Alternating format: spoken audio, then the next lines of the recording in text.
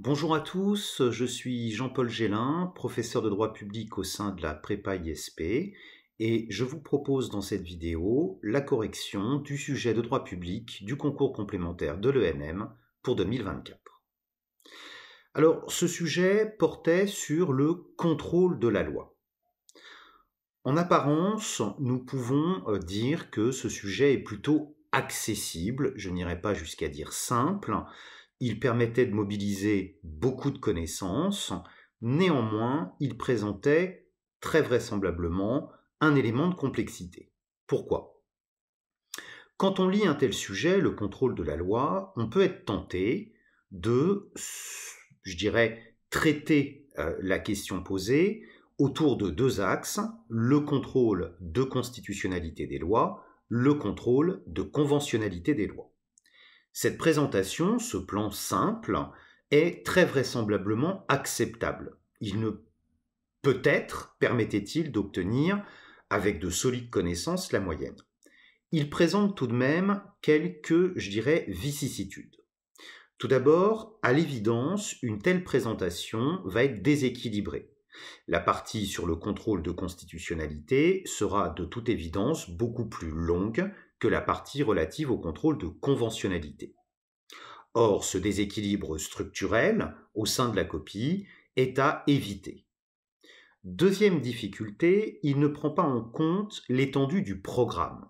En effet, le programme de l'épreuve pour ce sujet impliquait aussi bien le droit administratif que le droit constitutionnel dans son ensemble, ce qui inclut bien sûr le Conseil constitutionnel, mais les autres institutions de la cinquième. Or, nous savons que dans un sujet de dissertation, il y a un travail préalable de délimitation des connaissances qui doit conduire à mobiliser toutes les connaissances possibles, quelle que soit la matière, et donc de ne pas avoir une vision trop étriquée du sujet. Enfin, troisième vicissitude, cette présentation correspond davantage à un sujet qui porterait sur le contrôle juridictionnel de la loi. Sous-entendu, le contrôle de la loi qui a déjà été adoptée. Or, la formulation du sujet n'appelle pas à l'évidence de ne traiter que cet aspect. Donc, il fallait également envisager le contrôle de la confection de la loi, ainsi que, bien évidemment, le contrôle du domaine de la loi. Alors, ces éléments, ces remarques préalables étant faites, comment construire notre introduction? Quand nous parlons de la loi, nous ne pouvons pas faire abstraction du Parlement.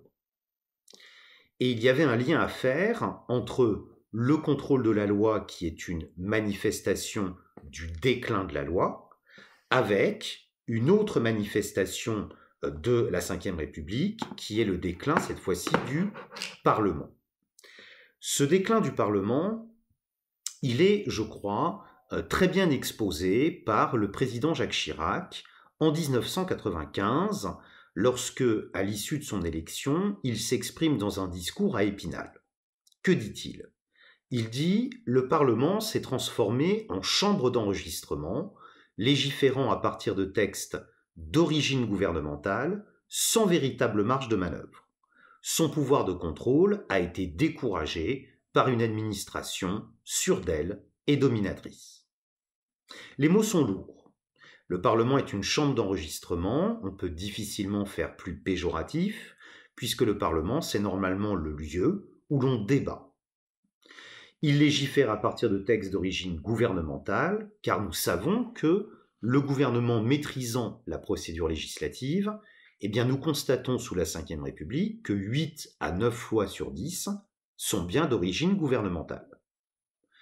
Il légifère en plus sans véritable marge de manœuvre, puisque, nous le savons, le gouvernement maîtrise, en grande partie en tout cas, le droit d'amendement. Donc, une fois que nous avions fait le lien entre déclin du Parlement et déclin de la loi, il fallait évacuer dans l'introduction la tentative de revalorisation du Parlement, parce que là, on ne traiterait plus tout à fait le sujet. Alors, notre Parlement est malade. Le président Chirac, à l'époque, et il n'était pas le premier, il n'était pas non plus le dernier en ce sens, fait donc un diagnostic. Notre Parlement est malade. Il est malade de quoi? Il est malade de la combinaison à la fois de la rationalisation, qui permet d'encadrer les pouvoirs du Parlement, mais également de l'éclosion du fait majoritaire, qui assure au gouvernement une majorité stable, disciplinée et bien souvent une majorité absolue. Pour remédier à ce déclin du Parlement, la révision du 23 juillet 2008 a entamé une projection, une tentative de reparlementarisation. On pourrait dire également de dérationalisation. Le symbole de cette reparlementarisation, c'est la réécriture des articles 34 et 24 de la Constitution. Alors, s'agissant de l'article 34, jusqu'ici, jusqu'à la révision de 2008, il était prévu, dans cet article 34, que la loi est votée par le Parlement. On est un petit peu surpris que cette fonction essentielle du Parlement figure à l'article 34 et non pas dans l'article 24 de la Constitution qui ouvre le titre consacré au Parlement. Il se trouve que cette formule de l'ancienne version de l'article 34 était devenue inexacte, obsolète. Pourquoi? Eh bien parce que le Parlement ne vote pas toujours la loi. C'est parfois seulement l'Assemblée nationale, puisque le gouvernement a la possibilité de donner le dernier mot à l'Assemblée nationale, c'est l'article 45. Ensuite, la loi n'est pas toujours votée par le Parlement. Parfois, la loi est issue d'un référendum, elle est alors élue directement par le peuple souverain. Enfin, dernière chose, la loi est parfois adoptée sans vote. Tel est l'effet de l'article 49, alinéa 3. Dorénavant, et sous l'effet de la révision du 23 juillet 2008, l'article 24 de la Constitution a été entièrement réécrit et désormais, dans son alinéa premier, et pour la première fois sous la 5e, il définit la fonction du Parlement. Le Parlement vote la loi, il contrôle l'action du gouvernement et évalue les politiques publiques. Cet aspect du sujet, maladie du Parlement, déclin du Parlement, tentative de revalorisation. Il fallait l'évacuer dans l'introduction car bien sûr, c'est l'aspect contrôle juridictionnel qui est le plus important. Mais pour autant, on ne pouvait pas en faire totalement abstraction. Ensuite, il fallait se concentrer sur la loi. La loi, en tant que norme, fait l'objet, je dirais, de deux difficultés. D'abord, sur le plan quantitatif, la loi n'est plus l'alpha et l'oméga du processus normatif des pouvoirs publics. Elle est très largement concurrencée par l'émergence d'un pouvoir réglementaire autonome et par la multiplication des normes internationales. Donc sur le plan quantitatif, même si aujourd'hui nous continuons d'adopter beaucoup de lois, et peut-être beaucoup trop au regard de l'inflation normative, il n'en demeure pas moins que la loi n'est plus le seul instrument, comme c'était le cas sous les 3e et 4e Républiques. Sur le plan maintenant qualitatif, la loi a été reléguée dans la hiérarchie des normes, dans un premier temps par la consécration, je serais tenté de dire enfin, du contrôle de constitutionnalité à partir de la 5e République, mais également par la reconnaissance par le juge ordinaire d'un pouvoir de conventionnalité qui lui permet de s'assurer du respect des traités par la loi. Même si les conséquences du contrôle de conventionnalité sont moins radicales que celles du contrôle de constitutionnalité, cela n'en demeure pas moins un contrôle de la loi et une manifestation des pouvoirs du juge sur cette norme jusqu'ici suprême.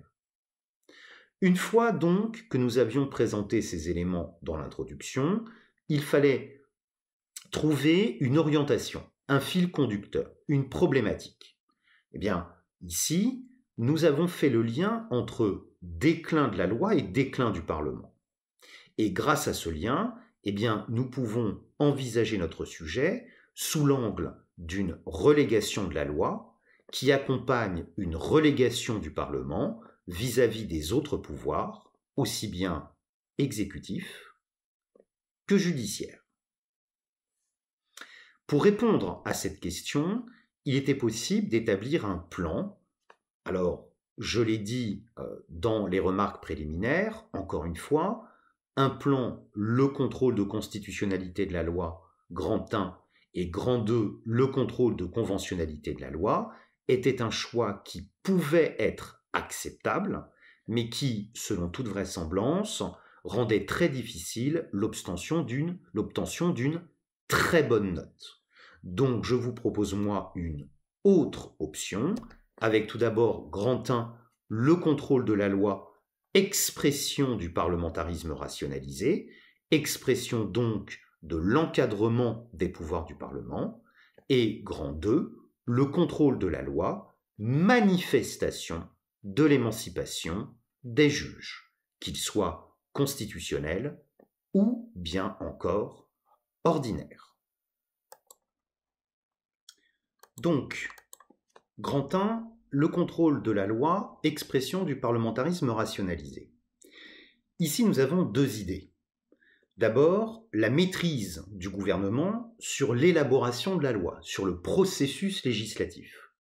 Donc un contrôle en amont. Ensuite, il ne faut pas l'oublier, il y a depuis 1958 un encadrement de la loi par le juge constitutionnel. Alors, sur ce point, la jurisprudence du Conseil constitutionnel a considérablement évolué, donc il fallait pouvoir retranscrire dans cette sous-partie, on va le voir ensemble, cette évolution. D'abord, la maîtrise gouvernementale du processus législatif. C'est la partie qui va probablement être oubliée par bon nombre de candidats.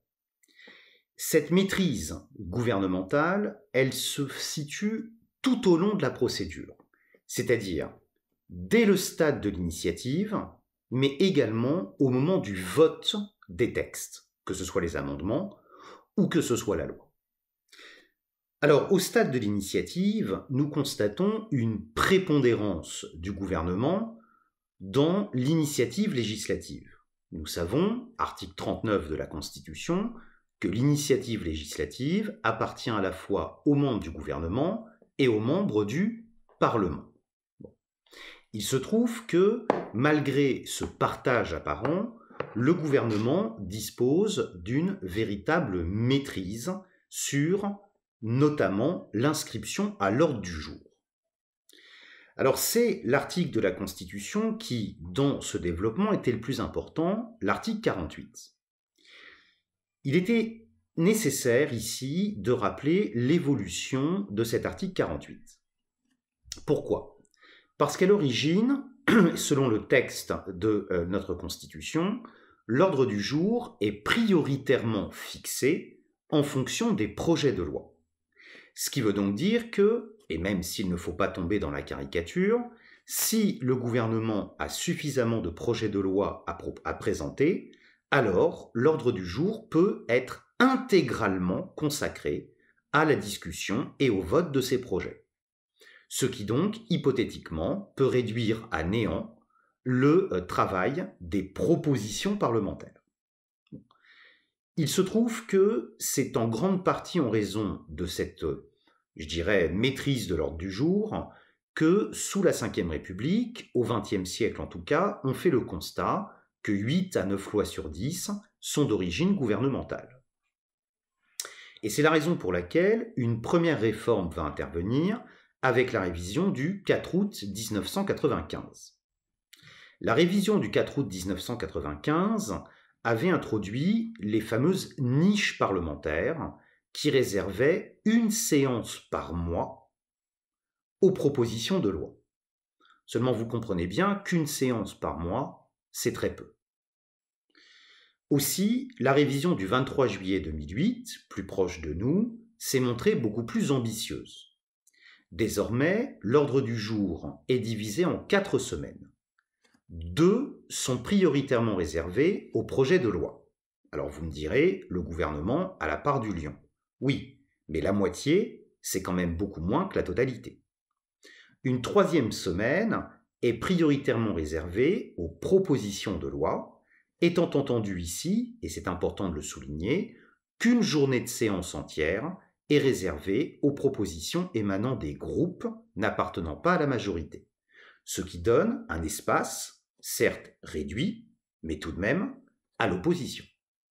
Enfin, la 4e semaine d'ordre du jour est, elle, en principe, prioritairement réservée à l'évaluation des politiques publiques, l'idée étant de moins légiférer et de mieux légiférer. À côté de l'article 48, il était possible de faire valoir 2 autres dispositions qui sont des irrecevabilités que le gouvernement peut opposer aussi bien aux propositions de loi qu'aux propositions d'amendement. Il s'agit d'abord des irrecevabilités financières, qui concernent les propositions qui auraient pour effet de diminuer une recette publique ou d'aggraver une dépense publique. Enfin, l'article 41 est relatif à l'irrecevabilité des propositions, aussi bien des propositions de loi que des propositions d'amendement, qui n'entreraient pas dans le domaine de la loi. On le voit donc, au stade de l'initiative, le gouvernement a la maîtrise du processus législatif. C'est également le cas au moment du vote. Alors, là aussi, plusieurs articles de la Constitution permettaient de remplir notre développement. D'abord, l'article 44, alinéa 3. L'article 44, alinéa 3, c'est la procédure dite du vote bloqué. C'est une procédure essentielle qui permet d'éviter que les parlementaires ne détournent leur droit d'amendement en faisant de l'obstruction parlementaire. Alors, pour donner une illustration de ce que peut représenter l'obstruction parlementaire, on se souvient de la privatisation de GDF Suez en 2006, qui avait donné lieu au record du dépôt de propositions d'amendement, 137 000. Je vous laisse apprécier évidemment l'intensité de ce chiffre. Avec la procédure du vote bloqué, le gouvernement peut contraindre les parlementaires à voter le texte, soit dans sa forme initiale, soit dans sa forme modifiée par les amendements qu'il aurait acceptés. Donc, on ne réduit pas ici le temps de parole, les débats existent, on ne force pas le vote, on oblige simplement les parlementaires à voter le texte dans une forme déterminée par le gouvernement afin d'éviter que le débat parlementaire soit pollué par un abus dans l'usage du droit d'amendement. À côté du vote bloqué, il y avait bien sûr l'article 49 alinéa 3, symbole de la Ve République, puisque le doyen Vedel lui-même, lorsqu'il décrit la Ve République, il écrivait que cette cinquième, c'est le président de la République, le Conseil constitutionnel et le 49.3. Ce 49.3, il permet au gouvernement de faire adopter un texte à l'Assemblée nationale sans vote, à la condition bien sûr d'engager sa responsabilité, ce qui veut donc dire que la seule façon pour les députés de s'opposer à l'adoption du texte, c'est le dépôt et l'adoption d'une motion de censure conformément à l'alinéa 2 du même article 49. Il se trouve que si la procédure de l'article 49 alinéa 3 est essentielle, elle avait d'ailleurs été imaginée en 1954 sous la 4e République pour remédier à l'instabilité gouvernementale et à la paralysie de son action. Donc même si cet article est nécessaire, il est parfois employé de manière excessive. C'est la raison pour laquelle la révision du 23 juillet 2008, toujours elle, a limité son usage. Désormais, le recours à l'article 49 alinéa 3 n'est possible que pour les lois de finances et de financement de la sécurité sociale, ainsi qu'un autre texte par session. Donc, nous n'avons pas supprimé avec la révision de 2008 la procédure de l'article 49 alinéa 3, on en a tout de même limité considérablement l'usage. Enfin, dans une moindre mesure, il était possible d'évoquer l'article 45 de la Constitution. L'article 45 de la Constitution, qui est relatif à la navette parlementaire, prévoit que le gouvernement a la possibilité, attention, ça n'est qu'une possibilité, de donner le dernier mot à l'Assemblée nationale si jamais le Sénat n'adoptait pas le texte en termes identiques et qu'il y avait échec de la commission mixte paritaire. Donner le dernier mot à l'Assemblée nationale, c'est donner le dernier mot à la majorité parlementaire qui, bien souvent, coïncide avec la majorité présidentielle. Bien entendu, une telle majorité soutien de l'action du gouvernement et du président ne se retrouve pas forcément au Sénat, compte tenu de l'élection des sénateurs au suffrage universel indirect. Donc on comprend bien que le dernier mot susceptible d'être donné à l'Assemblée nationale, c'est encore une facilité qui est offerte au gouvernement. À côté de cette maîtrise en amont, il y a également un encadrement de la loi par le Conseil constitutionnel. Cet encadrement, on peut dire qu'il a connu une évolution. Il y a d'abord eu un encadrement du domaine de la loi, qui est une des innovations de la Constitution de 1958.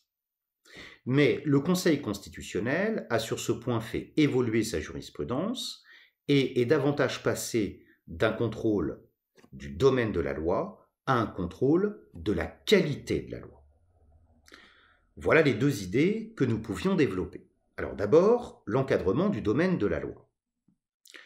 L'une des innovations de la Ve République, et qui participe de la rationalisation de notre régime, c'est la séparation des domaines de la loi, article 34, et réglementaire, article 37.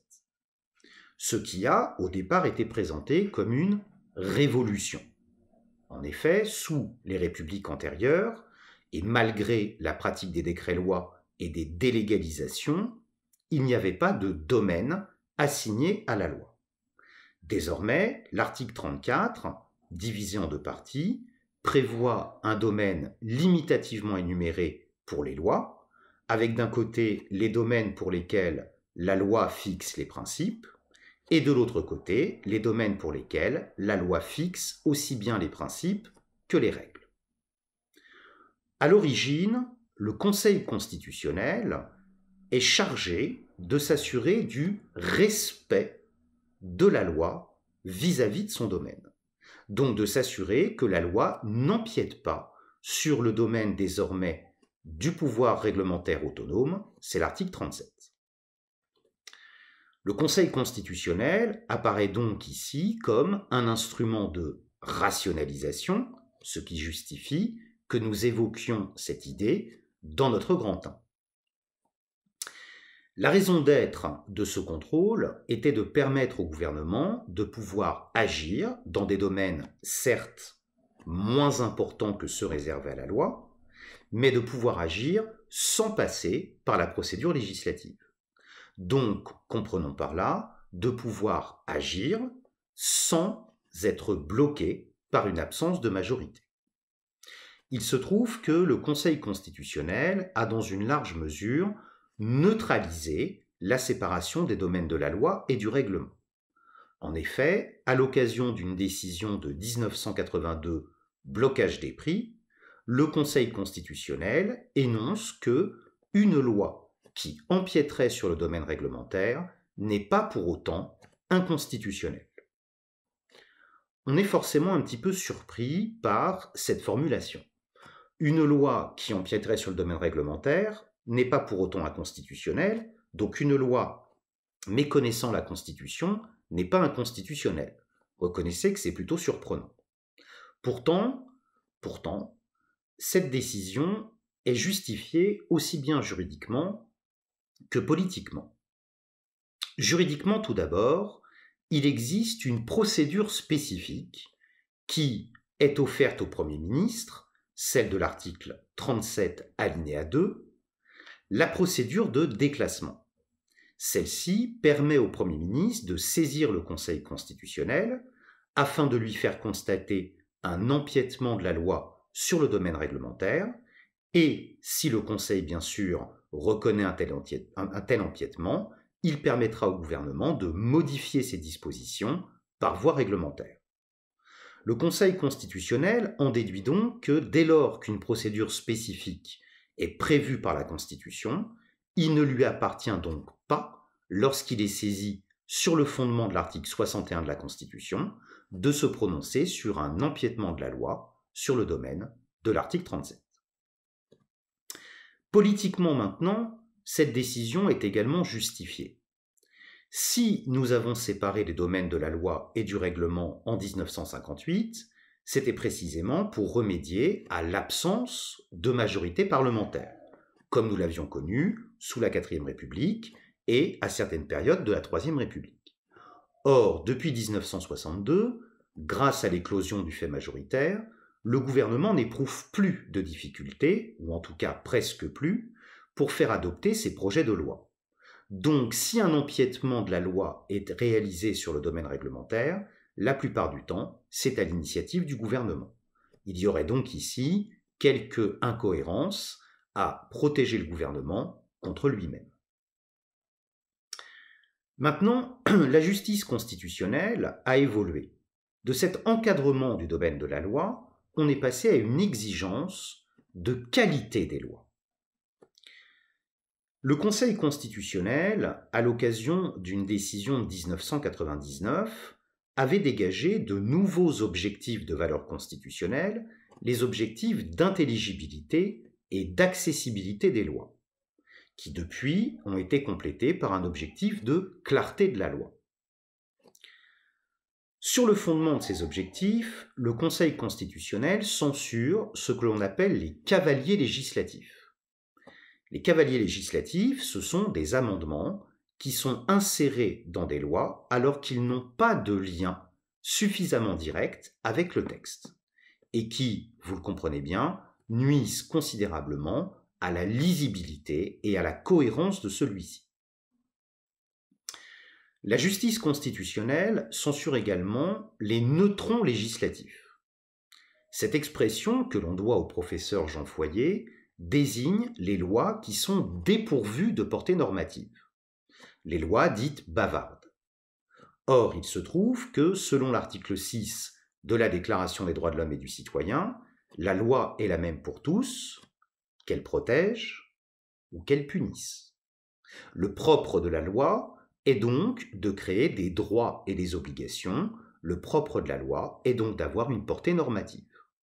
C'est la raison pour laquelle le Conseil constitutionnel censure ces lois lorsqu'elles en sont tout simplement dépourvues.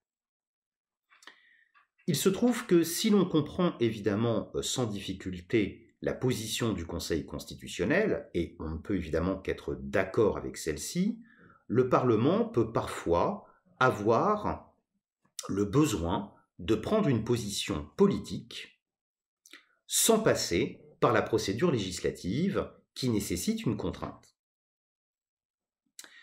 C'est pourquoi la révision du 23 juillet 2008 a créé de nouvelles possibilités de résolution.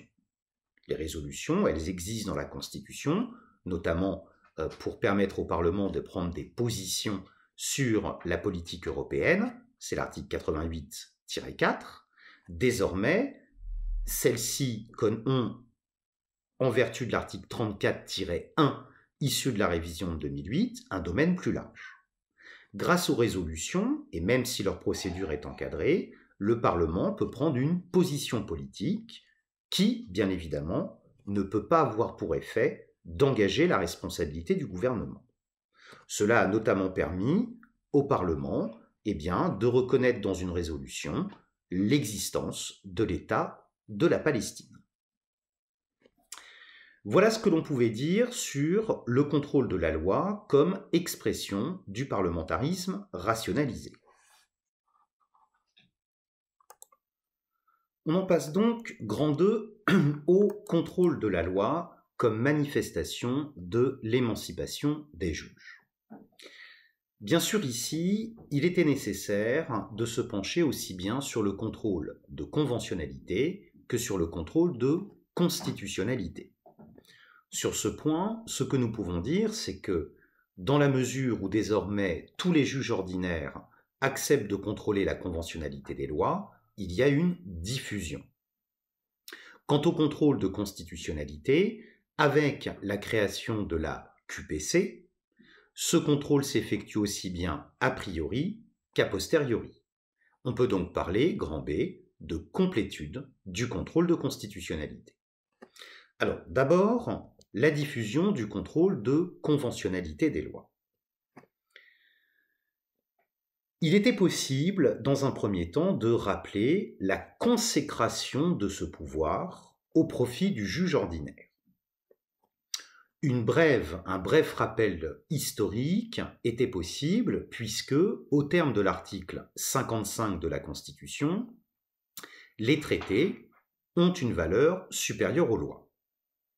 Il se trouve que si la formule de l'article 55 est parfaitement claire, primauté du traité sur la loi, celui-ci ne précise pas quel est le juge compétent pour assurer le contrôle. Il se trouve que, dans un premier temps, les juges ordinaires, que ce soit la Cour de cassation ou le Conseil d'État, ont refusé d'exercer un tel contrôle car ils assimilaient le contrôle de conventionnalité à un contrôle de constitutionnalité. Or, nous le savons, le juge ordinaire n'est pas compétent pour contrôler la constitutionnalité des lois. Il faudra alors attendre la position du Conseil constitutionnel dans sa décision du 15 janvier 1975, loi relative à l'interruption volontaire de grossesse, pour que le Conseil constitutionnel, de son côté, réalise une dissociation entre les contrôles de conventionnalité et de constitutionnalité. En effet, selon cette décision, le Conseil énonce que le contrôle de constitutionnalité est absolu et définitif. Absolu, la décision vaut pour tout le monde, et définitif, la déclaration d'inconstitutionnalité entraînant une disparition de la loi. Tandis qu'à l'inverse, précise le Conseil constitutionnel, le contrôle de conventionnalité est, lui, relatif et contingent. Relatif puisque la déclaration ne vaut que pour les parties, et contingent puisque la déclaration d'inconventionnalité entraîne simplement la mise à l'écart de la loi pour le litige. Même s'il a fallu du temps pour le Conseil d'État pour se reconnaître compétent pour exercer un tel contrôle, cela a finalement fait l'objet d'une consécration avec la célébrissime décision du 20 octobre 1989, c'est l'arrêt Niccolo.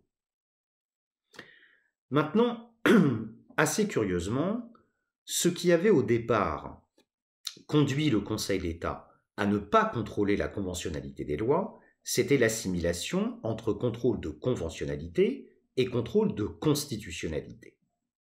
Pourtant, aujourd'hui, on peut considérer que le contrôle de conventionnalité peut parfois paraître comme un contrôle déguisé de la constitutionnalité des lois. Nous nous en expliquons. Lorsque le contrôle de conventionnalité porte sur une loi au regard par exemple de la Convention européenne des droits de l'homme, au regard des droits et libertés consacrés par la CEDH. Une telle déclaration d'inconventionnalité est susceptible d'être interprétée comme la méconnaissance des droits et libertés garantis par la Constitution, puisqu'il y a, de toute évidence, une identité matérielle entre les droits et libertés qui sont consacrés au niveau européen et les droits et libertés qui sont consacrés au niveau national.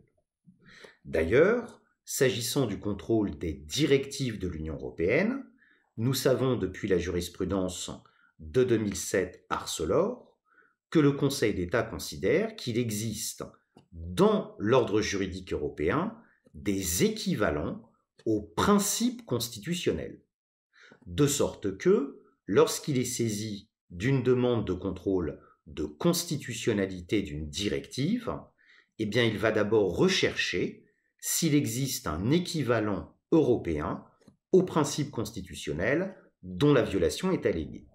Et si un tel principe existe, il va alors non pas exercer un contrôle de constitutionnalité, mais un contrôle de conventionnalité. Donc finalement, les deux contrôles ne sont peut-être pas aussi opposés l'un à l'autre. Enfin, et pour terminer, restait à se pencher sur le contrôle de constitutionnalité des lois. Bien sûr, ici, il était important de rappeler je dirais, la révolution opérée par la justice constitutionnelle dans les années 70, avec la décision du 16 juillet 1971, liberté d'association, qui va constitutionnaliser le préambule de la Constitution et qui va considérablement modifier le rôle du Conseil constitutionnel. Chien de garde de l'exécutif au départ, nous l'avons vu dans notre première partie, il est désormais le chien de garde du citoyen. Cette décision fondamentale va ensuite être complétée par la révision constitutionnelle de 1974. Cette révision constitutionnelle va alors ouvrir la saisine du Conseil constitutionnel à 60 députés ou 60 sénateurs. Dit autrement, on va ouvrir la saisine à l'opposition. Ouvrir la saisine à l'opposition, et même si celle-ci n'a pas toujours la possibilité ni la volonté de saisir le Conseil constitutionnel, va inévitablement entraîner une multiplication des saisines du Conseil. Et cette multiplication va permettre au Conseil de constituer une véritable jurisprudence.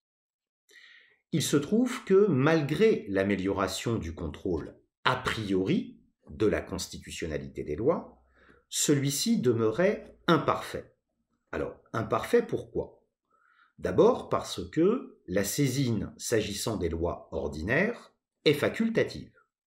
Il y a donc des lois qui ne passent pas entre les mains du Conseil constitutionnel. Ensuite, le contrôle de constitutionnalité, tel qu'il a été envisagé par les constituants en 1958, c'est un contrôle uniquement a priori. Ce qui veut donc dire qu'une fois promulguée, la loi ne peut plus être remise en cause. Même si, on l'a vu dans notre grand A du grand 2, le contrôle de conventionnalité peut être envisagé comme étant un relais. C'est la raison pour laquelle, tirant les conséquences de ces imperfections, la révision du 23 juillet 2008 a créé le contrôle a posteriori de la constitutionnalité des lois. Sur ce point, il se trouve que, en maintenant le monopole du Conseil constitutionnel, le pouvoir constituant, a donné au juge ordinaire un pouvoir de filtrage des QPC. Le Conseil constitutionnel peut donc être saisi prioritairement lorsque les conditions du filtre sont réunies. Ce qui veut donc dire que nous pouvions évoquer la QPC à la fois au travers petit 1 de son caractère prioritaire, mais également petit 2 de son caractère subsidiaire. Quant au caractère prioritaire, petit 1, il fallait mettre en avant la compatibilité entre le caractère prioritaire de la QPC et les exigences du droit de l'Union. En effet, parmi les exigences du droit de l'Union, la Cour de justice estime que le juge national doit pouvoir faire cesser immédiatement une atteinte au droit de l'Union. Alors, faire cesser immédiatement, est-ce que c'est compatible avec le fait que, en cas de transmission d'une QPC, le juge ordinaire doit surseoir à statuer en attendant la réponse du Conseil constitutionnel dans le délai, on le sait, de 3 mois. Afin d'éviter qu'il y ait un conflit avec la jurisprudence européenne, le Conseil constitutionnel a estimé que le caractère prioritaire de la QPC ne faisait pas obstacle à ce que le juge ordinaire prenne toute mesure immédiatement afin de préserver les engagements internationaux de la France, ce qui inclut notamment une saisine concomitante du Conseil par la procédure du QPC et de la Cour de justice de l'Union européenne par la procédure de renvoi préjudiciel. Enfin, s'agissant du caractère subsidiaire, il ne fallait pas oublier de rappeler le rôle du juge ordinaire. Le juge ordinaire, il sert de filtre pour les QPC. Comme le disait le regretté professeur Carcassonne, il s'agit ici de séparer le bon grain de l'ivraie. Comprenez par là, afin d'éviter un engorgement du Conseil constitutionnel, dont la composition n'a pas évolué depuis 1958, eh bien, pour éviter cet engorgement, il appartient à la Cour de cassation et au Conseil d'État de se prononcer sur la nécessité de saisir le Conseil. Alors, bien sûr, le candidat ici devait rappeler les différentes conditions du filtre. La QPC doit porter sur une loi applicable au litige. On ne peut, à l'occasion d'une QPC, soulever que la violation des droits et libertés que la Constitution garantit. Une loi qui a déjà été déclarée conforme à la Constitution ne peut faire l'objet d'une QPC, sauf changement de circonstances, de droit ou de fait. Enfin, la question posée au Conseil constitutionnel doit être soit nouvelle, soit présenter un caractère sérieux. Une fois que nous avions rappelé les différentes conditions de transmission, les conditions du filtre, il ne fallait pas oublier de dire quelques mots sur l'actualité de la jurisprudence constitutionnelle qui a récemment reconnu la possibilité de transmettre une QPC dirigée contre une ordonnance non ratifiée. Donc une ordonnance qui n'a pas encore le statut de loi, mais dont on reconnaît la nature législative par anticipation. Voilà ce que nous pouvions dire sur le sujet proposé aux candidats du concours de l'ENM complémentaire en droit public en 2024. Je vous dis à bientôt pour d'autres vidéos de droit public.